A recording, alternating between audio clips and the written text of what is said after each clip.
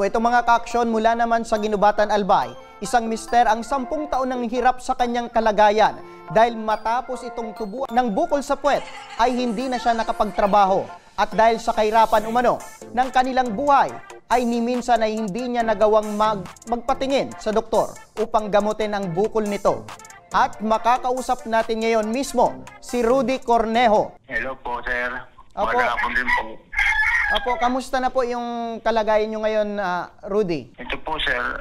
Ano pa rin po, sumasakit pa rin po yung bukol ko sa pitan. Napagamot kasi kulang po sa financial. Paano nangyaring 10 taon na tong bukol mo at ni minsan hindi mo na paigamot o napatingin sa doktor? Dati po kasi, sir, maliit na naman po siya dati, pero ngayon lumalaki na po siya. Nung maliit pa itong bukol sa puwet mo, ano yung ginawa mo, sir? Pinabayaan ko lang po. Wala ka ba, sir, na gamot na iniinom? Wala po, sir eh. O di kaya naman, sir, na ginagalaw mo itong bukol na impeksyon? Hindi naman po. Kailan mo napapansin, sir, na lumalaki na ito? Yung ano lang po, mga 2020. Mga 2020. Opo. 2020 napapansin mo nang medyo lumalaki na ng bukol mo sa puwet. Pero nung mga oras bang yun, sir, nung mga araw na yun ay nagtataka ka na? Opo. Pero pag ginaano ko po kasi matigas siya. Opo. Kaya hindi naman po siya sumasakit noon. May mga times ba, sir, na sinubukan mo itong galawin, itong bukol? Hindi po. Pero may pagkakataon, sir, na pinatingnan mo na ito sa doktor. Dati po, ang sabi daw po, tatanggalin daw po, operahin daw po. Pero iniyan po kami noon dati ng 15,000 daw para matanggal. Kasi wala naman kami pera ng ganun kalaki. Opo. Anong taon po ito, sir, na sinabi ng doktor na kailangan mo ng operahan at tanggalin yung bukol dito sa puwet mo? Doon po yung mga 19 gadget to, taong 2019. Opo. Pero bakit, sir, na hindi mo na pa-opera po itong bukol? Wala po nga pa kasi kaming pera. Before ka ito, sir, na tubuan itong bukol, ano yung trabaho mo? Construction po. So, paano ngayon yan, sir, na nakakapagtrabaho ka pa po ba dahil sa kalagayan mo? Sa ngayon po, hindi na po. Kailan ka nag-start na tumigil na sa pagtatrabaho? Mga 1 year na po. Sa estimate natin, sir, na sa gaano na kalaki itong bukol sa puwet mo? Kasi laki na po ng pit ng baso. Ano yung kadalasan na nararamdaman mo, sir? Yun nga po, sumasakit siya. Tapos pag magbubuhat ako ng mabigat, masakit. Pag malamig din ang panahon, masakit din po kumikirot. Pag sumasakit, sir, itong bukol, ano yung ginagawa mo? Wala lang po, binababayaan ko lang po. Mga tinitiis mo na lang, sir. So ngayon, desidido ka na, sir, na maipagamot itong bukol mo sa puwet? Desidido po. Gusto ko rin po matanggal to para makapagtrabaho po ako ng maayos. Matulungan ko rin yung aming asawa. Ganito, sir, naka-apekto sa inyo? Malaki pong epekto, sir, kasi wala nga po akong income na So, paano yung paano yung pangangailangan nyo sa pang-araw-araw, sir? Sino yung nagsusuporta?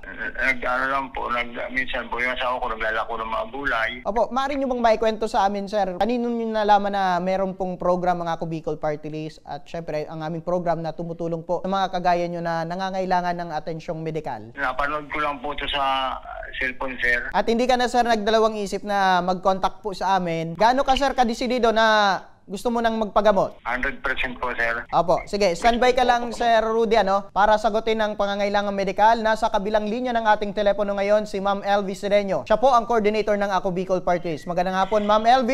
Yes po, good afternoon, sir. Opo, meron po tayong kababayan dyan sa Ginubatan Albay na tinubuan ng bukol. Nasa mahigit ilang taon na niyang iniinda kaso hindi niya napapa-check-upan at napapagamot dahil sa kawalan ng pera. At sabi ng doktor nung una ay kailangan daw operahan ito. Ma'am LV, ano pong maaring asahang tulong po ni Rudy mula sa Ako Bicol Party List? Yes, as usual po, wala tayong pinababayaran dito sa DRSNP.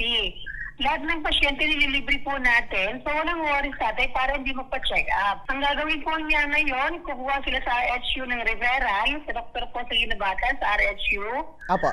Pagawa po ng referral, papunta dito sa DRSNP para ma-check up po ng ating surgeon. Apo. Para po matingnan kung ano talagang dapat gawin kahit sa kalagayan niya, dapat ba talagang operahan o dapat ng gamot. Kung may mga test po na gagawin, ililibre po natin siya. Ayun. Dahil lang po sa atin sa Ako Bicol Desk, yung kanyang charge slip. Apo. Marami pong social worker na mag-a-assist. Apo. Pag po siya mag-alala, libre po, wala po silang babayaran. Yan po ang utos sa atin ni Kong Calvi and ni Kong Gerbin. Walang pasyenteng magbabayad basta nasa charity ward lang at hindi po sila kumuha ng private consultant. So, linawin ko lang Ma'am LV, in case na dumaan po ito sa operasyon, wala pong babayaran po ito si Sir Rudy. Yes po, wala po silang babayaran. Sasagutin po ng ako Bicol Party List. Dadaan lang po tayo sa proseso. May mga papel at kaming hihingin. Pero rest assured po, wala silang babayaran. Ma'am LV, para sa kalaman din ng lahat ng ating mga kababayan, ito po bang serbisyo ng ako Bicol Party List ay libre po? Walang Yes po, babayaran? libre po. Wala po tayong hinihinging kapalit, kundi po ang kanilang mga papel. Papel lang po ang ating hinihingi. Magipag-cooperate lang po sila. Dalhin ang valid ID, dalhin ang kanilang requirements sa atin para po malibre sila. May mga nag-guide po dito sa atin sa BRSMC. Nandito po ang Bicol Desk, lagi pong handang tumulong sa kanila. Apo, kung meron kang mensahe Ma'am LV dito kay Rudy, ano po yon? Nakikinig po sa atin. Sa mga nakikinig po na katulad kay Mang Rudy, nandito lang po kayo mag-alala. Nandito lang po lahat ng ako Bicol Party List. Handa pong magapay o malalay sa inyong mga pangangailangan. Apo. Maging medical man po yan o kung ano man ang pangangailangan, educational man o kung ano man na bagay.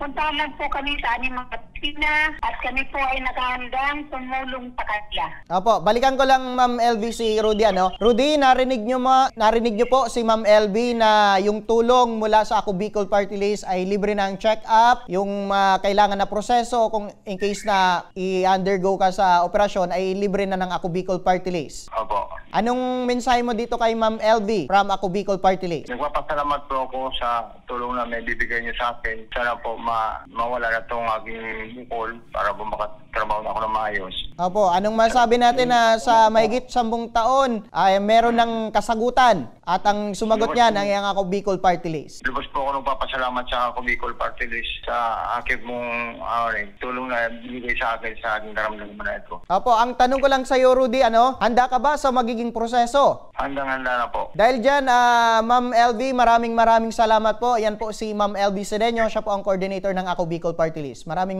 salamat po Ma'am LV. Opo, balikan ko lang si Rudy, Rudy! Yes po. Apo, meron po kaming team o staff na aalalay po sa iyo hanggang sa makuha mo po itong tulong mula sa ako Bicol Party List. Opo. At maraming salamat din sa tiwala sa aming program na ibinigay mo sa amin. Maraming salamat din po. Apo, at sasabay pa namin sa aming panalangin na hanggang sa gumaling ka. Opo. Salamat po.